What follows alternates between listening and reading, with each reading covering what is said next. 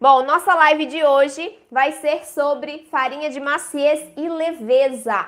Vocês sabem quais são as farinhas de maciez e leveza que nós temos, que são sem glúten, né? Que a gente pode utilizar na panificação e na confeitaria sem glúten? Vamos ver se vocês sabem, vão colocar no comentário aí pra mim, tá? Certo, gente? Vamos lá pro nosso conteúdo de hoje então. Nós vamos falar sobre farinhas de maciez e leveza. Quais são as funções dessas farinhas nas nossas receitas de pães e de bolos sem glúten? Como o próprio nome diz, elas vão trazer maciez e leveza para a massa, certo? Aí você pode confundir ou achar que tem a mesma função que as farinhas proteicas, né? Nós temos um grupo de farinhas proteicas que dentro desse grupo estão as farinhas de castanhas, né, as oleaginosas, amêndoas, amendoim, castanha de caju, castanha do Pará. Então essas farinhas, elas são farinhas proteicas, só que elas também têm a função de dar maciez para as massas, correto? Só que é diferente da farinha de maciez e leveza, por quê? Porque as farinhas proteicas, elas dão maciez, mas também dão untuosidade através da agregação de gorduras dentro dessa massa e de proteínas, tá? Já as nossas farinhas de maciez e leveza, elas atuam dando maciez, só que trazendo leveza para a massa também. Então, sabe aquele miolo do bolo, do pão, que fica todo alveoladinho, furadinho e fofinho e leve, sabe? Que não fica pesado, embatumado? Também vem pela agregação, né? Pela característica dessas farinhas de maciez e leveza. Então, dentro... Cresceu, né, Silma? Dentro desse grupo, nós temos dois tipos de farinhas. A fécula de batata, como a Márcia falou, e o amido de milho também, como a Márcia falou, né? Então, essas duas são as farinhas de maciez e leveza que nós temos disponíveis para agregarmos as nossas massas e obtermos pães e bolos macios, fofinhos, leves, tá bom? Aqui nós temos algumas diferenças entre o amido de milho e a fécula de batata. O amido de milho, antes de entrar em cada um, deixa eu só explicar o seguinte. O amido, a molécula de amido, ele é formado por dois componentes, por dois polímeros, a amilose e a amilopectina, tá? São dois componentes formadores da molécula de amido, do grânulo de amido. Qual é a diferença de amido para fécula? A diferença está no tamanho do grânulo, né? A fécula tem um grânulo menor do que o amido, e também a origem desse produto. Então, o grânulo de amido, né, o amido de milho, por exemplo, ele é oriundo de partes de plantas acima da terra. Então, por exemplo, o milho, né, o milho dá acima da terra. Já a fécula, ela vem através de produtos que vêm na parte subterrânea das plantas. Então, a batata, que fica embaixo da terra, né, a araruta, a mandioca. Então, nós temos, todas essas são féculas. E qual é a diferença entre o amido e a fécula nas receitas, né? Devido a essa diferença de componentes, como eu disse, o amido é formado por amilose e amilopectina. O amido de milho, ele tem mais amilose do que amilopectina. E o que isso agrega para nossa massa? Quando eu tenho um amido que é rico em amilose, eu tenho um amido que envelhece o meu produto mais rapidamente, ou seja, ele resseca o meu pão, o meu bolo, mais rápido do que a fécula. Então, nas receitas que levam amido de milho, um bom exemplo é o pão francês, né? O pão francês, ele resseca, ele fica firme muito rápido, né? No dia seguinte, ele já está bem mais firme do que no dia que você fez.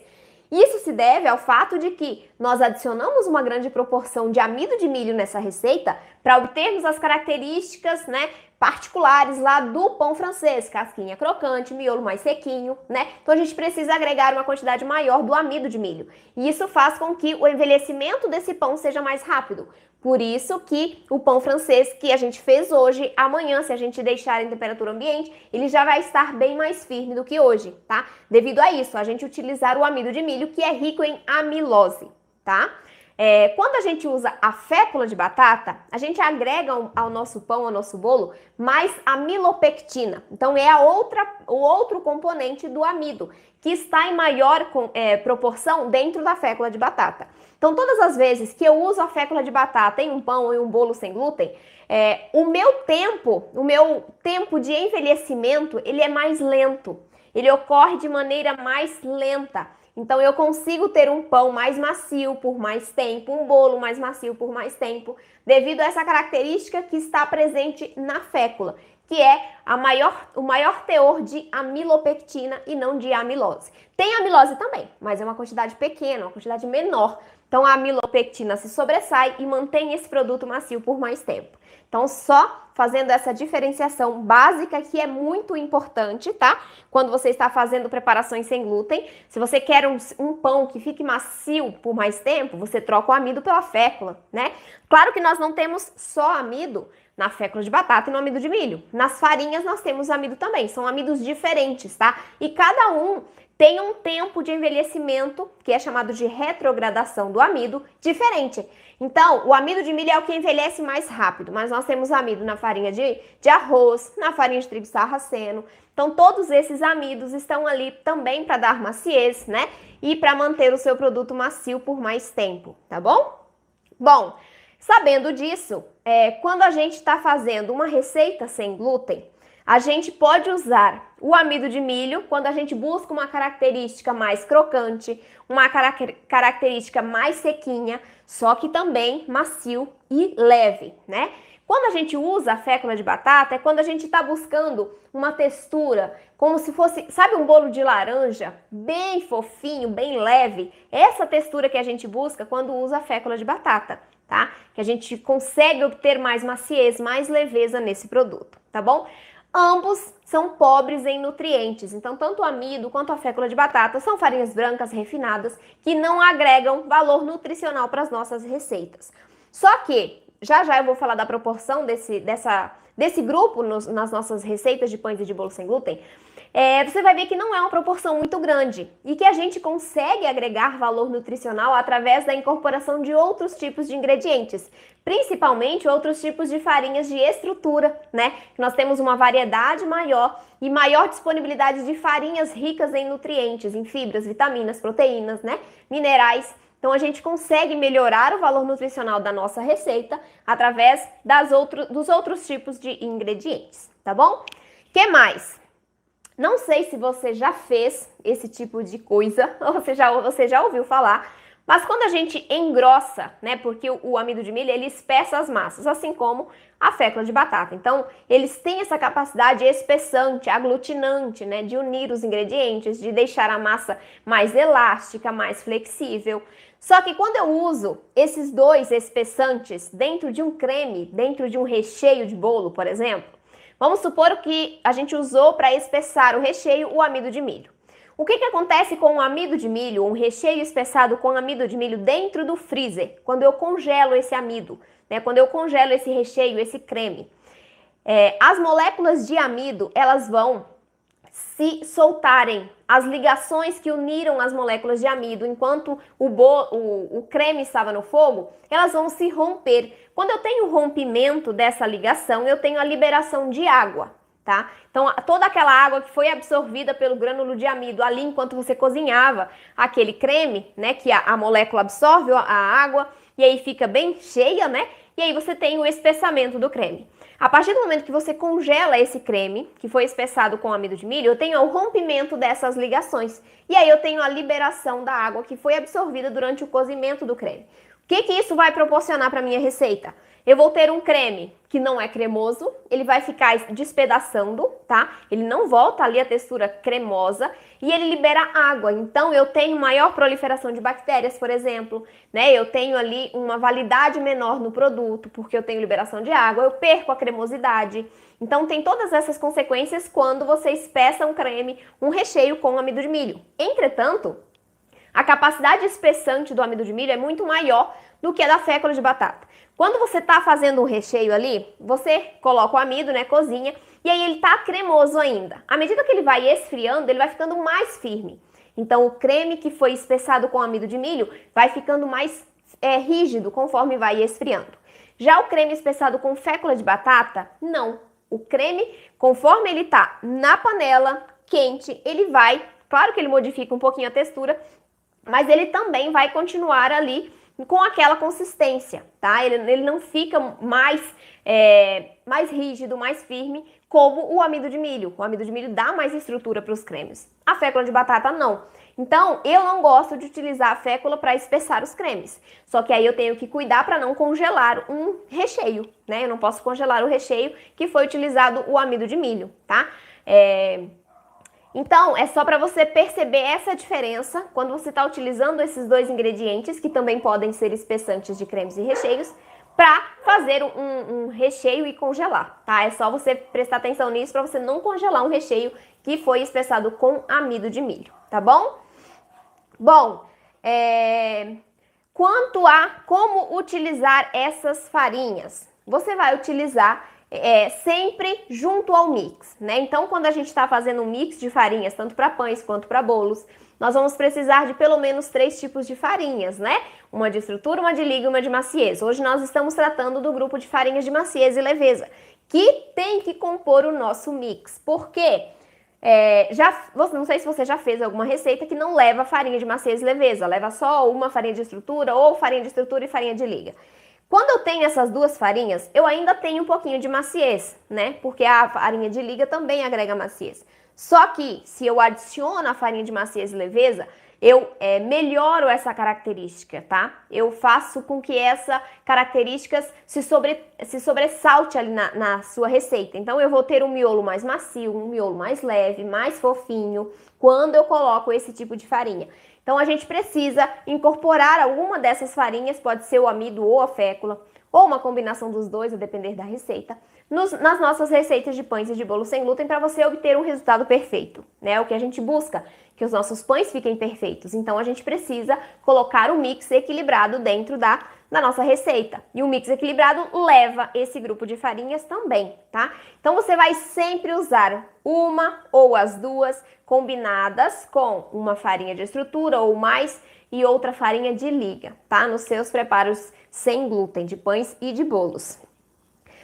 Um substitui o outro. Isso é uma pergunta que eu sempre recebo. Ai, como é que eu substituo o amido de milho? Ai, como que eu substituo a fécula de batata? Pode ser uma dúvida sua também. E eu vou te falar o seguinte, você só vai poder substituir um pelo outro na maioria das receitas. Tem algumas exceções, tá? Tem algumas exceções, mas é só quando a pessoa não pode consumir nem o amido nem a fécula e a gente tem que buscar outra saída para suprir aquela característica de maciez e leveza, tá? A de leveza a gente não vai conseguir muito, mas a de maciez a gente consegue. Então, você vai poder substituir um pelo outro apenas, em regra, tá bom? Já me perguntaram muito se poderiam substituir o amido de milho por fécula de mandioca. E a resposta é não, gente, em geral não. Por quê? Porque se você já está me seguindo há algum tempo, você sabe que a fécula de mandioca, o polvilho doce, são farinhas de liga, ou seja, pertencem a outro grupo. E nós não podemos substituir uma farinha de um grupo por uma farinha de um outro grupo, porque eu vou ter um resultado final diferente, alterado, tá? Então, no intuito de você obter um resultado final similar ao que eu estou mostrando para você no vídeo, o ideal é que você faça a substituição dentro do mesmo grupo, sempre observando as peculiaridades de cada tipo de farinha. Isso é importante também, por isso que você precisa conhecer os ingredientes que você mais trabalha, para você saber ali o que você está agregando àquela massa, se maciez, se umidade, se estrutura, se liga, tá bom? Isso é muito importante. Então, você não substitui, em regra, a fécula de batata e nem o amido de milho por polvilho doce nem fécula de mandioca. Apenas um pelo outro. Então, amido pela fécula e fécula pelo amido.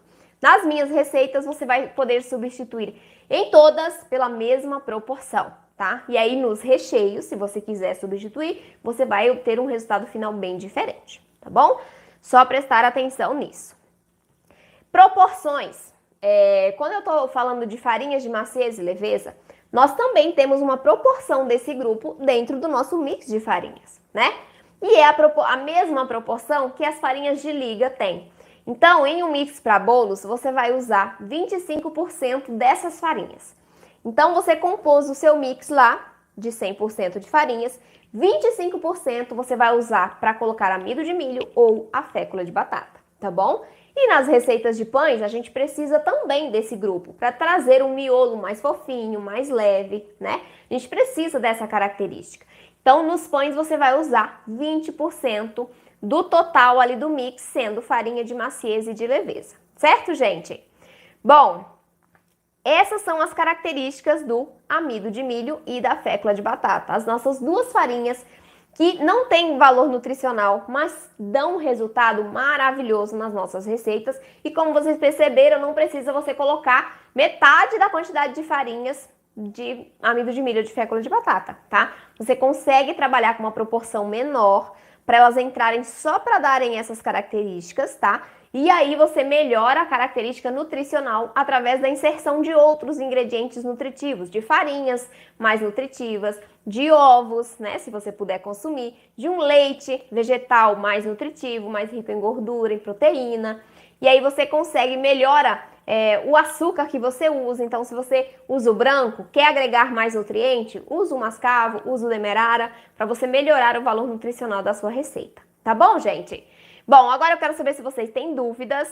Vamos pro chat aqui, que aí depois a gente finaliza. Então, vamos ver se tem perguntas aqui. Vamos uma frase aqui que a Ana Lu colocou, olha que legal. O sucesso é a soma de pequenos esforços repetidos dia a dia após dia, né?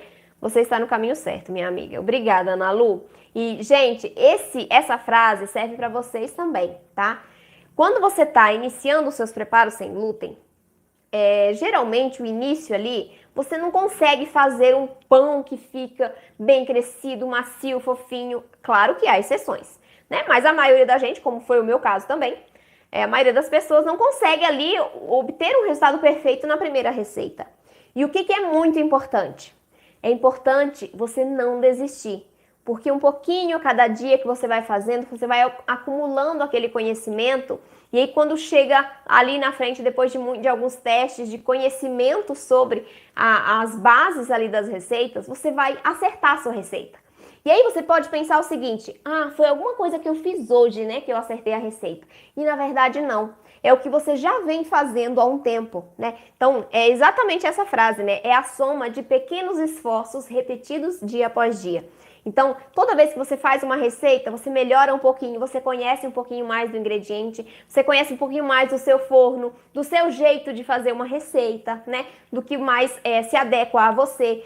Então, conforme você vai fazendo isso dia após dia, né, repetindo, você vai alcançar o sucesso e esse sucesso não demora para chegar, tá bom? E eu te ajudo eu te ajudo a alcançar esse sucesso que hoje eu tenho, graças a Deus, que minhas alunas também têm, né? Então, eu quero isso para você também. O importante é não desistir. Sejamos resilientes, né? Que a gente erre uma receita hoje, mas que amanhã a gente sacode a poeira e faz de novo a receita para melhorar, tá bom? Muito obrigada, Ana Lu, pela sua frase, adorei. Dona Divina tá mandando beijo. Beijo pra senhora, Dona Divina. Como fazer com bolo de cenoura para bater no liquidificador? Preciso colocar água para ajudar no liquidificador e afeta o resultado final. O que posso fazer? Márcia, não vai água no bolo de cenoura, tá? O que você vai colocar no liquidificador? Todos os ingredientes líquidos mais o açúcar. Então, você vai colocar a cenoura cortadinha, pequeno, em pedaços pequenos, tá? Cenoura, o óleo, os ovos e o açúcar. Pode colocar o vinagre ali também. Então, todos esses líquidos mais o açúcar, você vai colocar no seu liquidificador. Dá pra bater, não precisa colocar água, tá? Eu faço assim, eu bato o bolo de cenoura, os líquidos todos no liquidificador, depois eu misturo no bowl, né? Junto com os demais ingredientes secos, né? Com as demais farinhas. Então, você consegue bater sim, sem colocar água, se você colocar todos os líquidos juntos.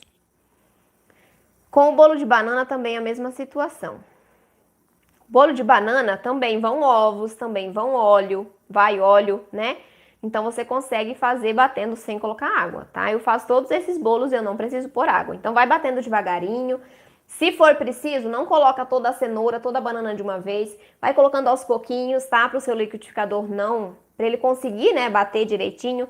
Então, vai colocando aos poucos, mas evita de colocar água, porque sim afeta o resultado final. Porque você está colocando líquido e você desequilibra a receita, né?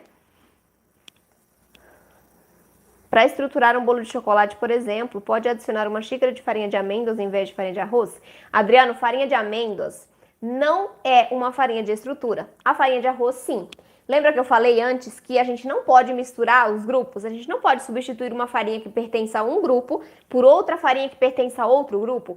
Por quê? Porque as farinhas estão distribuídas nos grupos conforme a sua função principal. Então, a farinha de arroz é uma farinha de estrutura. Ela tem como função principal dar estrutura para as nossas massas. Então, ela está no grupo de farinhas de estrutura. A farinha de amêndoas, ela está no grupo de farinhas proteicas. Qual é a função da farinha de amêndoas e das farinhas que estão dentro desse grupo? Darem maciez, untuosidade e umidade para a massa. Não é dar estrutura, tá? Então, se você substituir a farinha de arroz por farinha de amêndoas, o seu bolo vai baixar, tá? Não faça isso. O que você pode fazer? Se você não quer usar a farinha de arroz, porque é rica em carboidratos, pobre em fibras e nutrientes, você vai fazer o seguinte, vai pegar uma parte da farinha de arroz e vai substituir por outra farinha de estrutura. Trigo sarraceno, grão de bico, feijão branco, aveia, tefe, painço, tá? Então, você vai fazer uma substituição dentro do mesmo grupo, para você não perder a característica principal, a função principal daquela farinha. Porque senão você vai afetar o seu bolo, tá bom? Então, não dá para estruturar a menos que você adicione a mais. É isso que eu estava querendo concluir o raciocínio. Você vai substituir uma parte da farinha de arroz branco por outra farinha de estrutura e aí você pode acrescentar um pouco de farinha de amêndoas, tá? Na sua receita. Pode adicionar uma meia xícara, já que você está falando em xícaras, né? Uns 40 gramas ali de farinha de amêndoas no seu bolo para trazer essas características de maciez, de umidade, untuosidade e valor nutricional para a receita, tá? Mas não faça essa troca de uma farinha de estrutura por uma farinha proteica porque você vai perder a sua receita, provavelmente, tá? Onde você consegue a farinha de araruta em Brasília? Isabel, eu conseguia numa lojinha de produto natural que tem aqui perto de casa, mas ultimamente está difícil de encontrar. Não sei se é o fornecedor que não está entregando. Então, tem um tempo já que eu não consigo. Mas é nessa... Deixa eu lembrar o nome, gente, da loja. É da Santana a loja. Produtos da Terra. Procura aí na internet, não sei se você tá no grupo dos celíacos de Brasília. Ela tá no grupo, tá? É da Santana, a loja chama Produtos da Terra. Fica em Taguatinga Sul. E eu compro lá, quando tem. Se usar gemas de ovo com um percentual de goma xantana, dá um resultado de amido ou fécula de batata? Não. Não, Silma.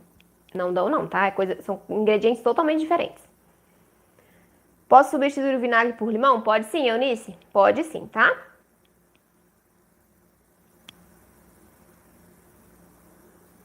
Ah, tá. No caso de recheio ou de creme. Sim, a goma xantana pode espessar cremes também, mas só cuidado com a proporção, tá? Inclusive, numa pós-graduação que eu fiz, eles usavam a goma xantana para fazer sorvete. Não gostei do resultado, mas, né, quem gosta é uma opção.